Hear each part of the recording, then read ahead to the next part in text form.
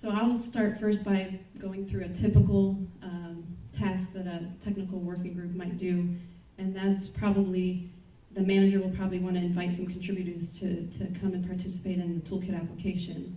And so they'll do that by going to the Collaborate menu and then click on Invite Contributors.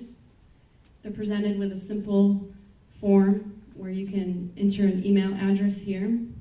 You can also add a personal message that'll go into the email invitation.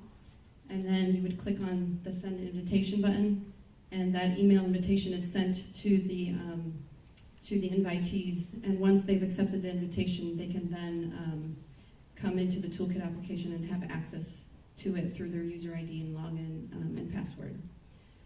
So I'm just going to give you a flavor of some of the key functions that you'll want to perform in the toolkit application, and I'll probably give a more in-depth demonstration probably at 3 o'clock up toward the front as well, if for those of you who are more interested in the details.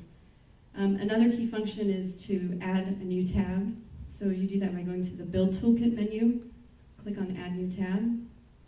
And again, it's the same type of process. You're presented with a form. And I will do this one just so you can see what it looks like. Try to type one-handed. Thanks. I'll say that I'm going to add a training tab, and you're also able to add mouse over text, which is basically a brief description that appears when the user hovers their mouse over that tab. So this could be the same exact thing as your tab title, or you can add a little bit more detail. Okay, thanks. And I'll click on Save. And it takes just a few seconds, hopefully. And you'll see that the system has automatically added a new tab, training right up at top. So no special IT coding skills are needed to work in the system. All that has been developed already in the background. It's basic, your basic computer skills where you're clicking and filling out forms. So it's really meant to be easy and simple to use for any of our technical experts to be able to build these toolkits on their own. Another key task might be then to add a subheading under that tab. And again, you go through the same process. Build Toolkit menu, and you click on Add Subheading, and you're presented with another form, and you click on Save, and it gets added to that tab. Another key function is to add a document. So for that, you go to the Manage Content menu, and you add a publication. You're presented with that form, and you select the tab that you want the resource to appear under. And there's some fields here that are required, and they're indicated by a red asterisk, kind of hard to see from the screen here. But those are fields that you have to fill out the first time around in order for your document to appear under that training tab. And then you can come back and fill out additional information about the document later on. Basically, this is your bibliographic information, the title, the author, the publisher, the year of publication, that kind of thing. And you can either attach a file, or you can click on add a URL if you want to link out to a URL that's outside of this platform. And I won't go through that entire process now, but what I am going to do is fast forward to the future just a little bit so you can get an idea of how the toolkit starts to shape up once you've developed more of your tabs across the top. And for example, if we click on the training tab, you can see how you can develop introductory text for that page to set the stage for what that topic is about. You have your subheadings and your resources underneath those subheadings. And you can also, when you click on a title, when the toolkit is still in the developmental phase, you can add a comment about that particular document so that if, for example, somebody from the technical working group wants to suggest a different resource in place of this one, they could add that comment, and all the other contributors will be able to see that, and through consensus then they can decide whether it should remain in the toolkit or not. A new feature that we have added is a discussion board. And so if you click on Join the Discussion on the far right corner, you're presented with some different threads, different discussion threads. And what we're hoping to do by adding this discussion board in the platform itself is to receive more consistent and continuous feedback from the field. They can provide feedback about the toolkit from here. They can suggest additional resources that they think should be included in the toolkit. They can share with each other ideas of how they've used their toolkits in their practical work experience. So it's a way for us to help evolve the toolkits over time so that it continues to be relevant and reliable for the end users. Another new feature that we've added is on the home pages. We've added a new box here called Featured Resources and Most Downloaded Resource. And these are things that are populated automatically. The technical working group doesn't have to put any manual labor into developing this box.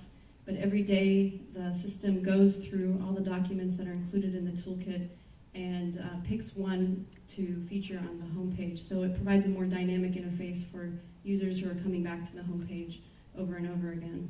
And it also counts the number of clicks that users do to open up a particular document. So it gives us an idea of what the most downloaded resource is.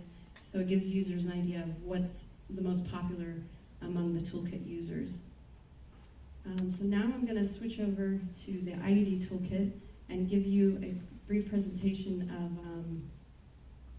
of our search system that's throughout the K4Health platform, not just on toolkits. You'll see up here at the top, it's powered by Google Search Appliance, and it automatically knows that I'm in the IUD toolkit. And so if I enter my search term, I'll search for IUD insertion, and when I search, it'll give me back results that are just contained in the IUD toolkit. So it's a small environment, and it shows back that I have 13 results for IUD insertion from the IUD toolkit. So it's a very manageable set of results that the user can sift through and find the information that they're looking for. Let's say, for example, though, that they didn't find what they're looking for and they wanted to expand it a little bit more. So they can click on the drop-down box and select a different collection to search under. Let's say, for example, they wanted to search the entire K4Health website.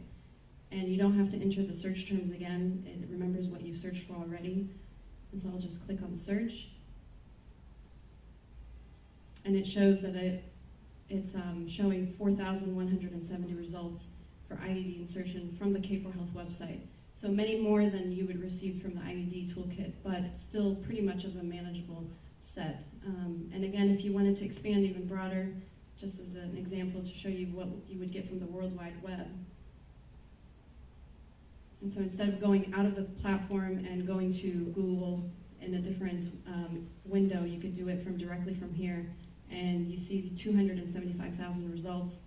Could be useful in some cases if you're doing some really broad-based research and you want to know everything there is out there on IUD insertion. But I think for the average person, they would probably appreciate the smaller set of results where they know that some expert filtration has already been applied to those results for them. And so they don't have to sift through so many different information pieces. We've already kind of done some of that work for them. And so with that, I think I'll pass it back to Peggy, and she can continue the rest of her presentation. And like I said, at 3 o'clock today, we can provide a more in-depth demonstration of the toolkit application for those of you who are interested. Thank you. Thanks. Thank you.